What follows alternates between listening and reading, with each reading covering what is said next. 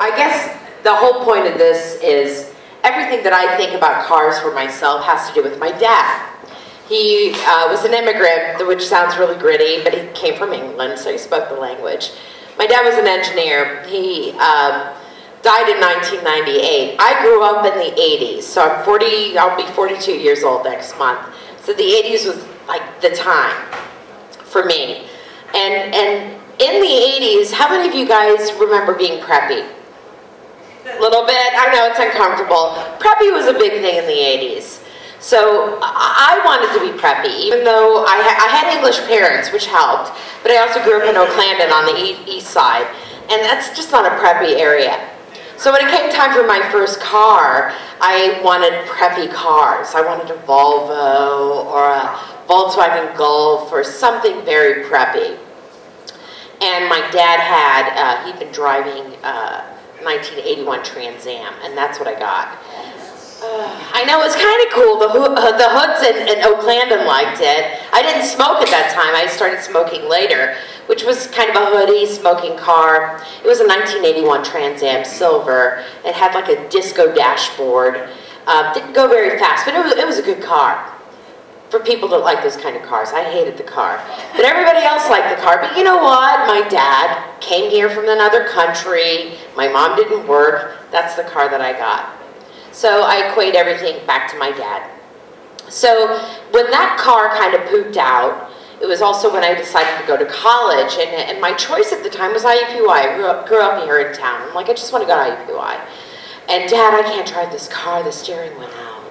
So my poor dad, single income, grew up in Oaklandon, one guy, my mom was at home. He bought me a car because he's like, well, if you're not going to a college, I'll buy you a car. So he bought me another car, but I had no choice in it. And being this arrogant teenager, I was slightly offended, but I'm like, let's not press it. I'm going to get a new car. So I got a Chevy Cavalier. So I got this brand new Chevy Cavalier going to college, and after 2 years of college, I decided I wanted to transfer to Bloomington. No, joke's on you, Dad. So now I have a brand new car, and he'll let me go to college in Bloomington. So I finished up my bachelor's degree at Bloomington after 4 years, and had a brand new car, thank you, even though it was a Cavalier, but it wasn't a Trans Am.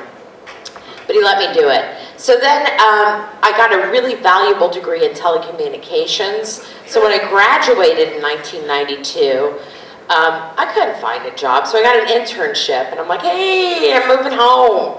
So I moved home after graduating from college, driving the Cavalier, and I lived with them for a while, and I was like, I think I need another car, because young people suck. And now that I'm like 42, I'm like, you're so selfish, you're awful. And I play back in my head, I'm like, you're a pig, Samantha. But when I need a new car, and I'm making $14,000 a year now, I want a new car, because I finally got a job after college, but I'm still living at home. So my dad was like, I'll go out with you. And in my selfish head, I thought, well, I'll just go get a car, but he bought the other car that I want to trade in. I kind of need this guy with me. It's his car, it's not my car. So being English again, we decided to go out and look at cars. I talked about a Jeep, and he's like, over my dead bloody body. I'm like, okay. So we thought we'd go to Shadeland Avenue. This is like in the, you're right, in the early 90s. And I keep mentioning that my dad's from England because they acted like they came off of a boat. He was American to a certain extent, but there were certain things my dad never did. I mean, this is the 90s. So I literally remember driving along Shadeland Avenue. I'm like, hey, I'm kind of thirsty because I'm an American pig. I'm like, let's stop and get a drink. And he was like, well, there's a bar, there's a pub. And I'm like, no, not an alcoholic drink, like a drive-thru. Literally, my dad had never been through a drive-thru. And all the years that he lived in the U.S., so I'm like, no, let's just go through a drive-thru. So I ended up with a Toyota Corolla. I wanted a Jeep over his dead body. I got a Toyota Corolla. It was a 5-speed. And it kind of killed him, too, because he was working for Allison's at the time. So he didn't want to buy a foreign car, but that's what I wanted. So that's what we settled on.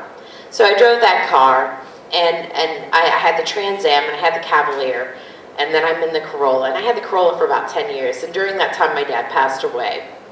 And I've only purchased one other car, a truck that I drive today that's going to be 12 years old.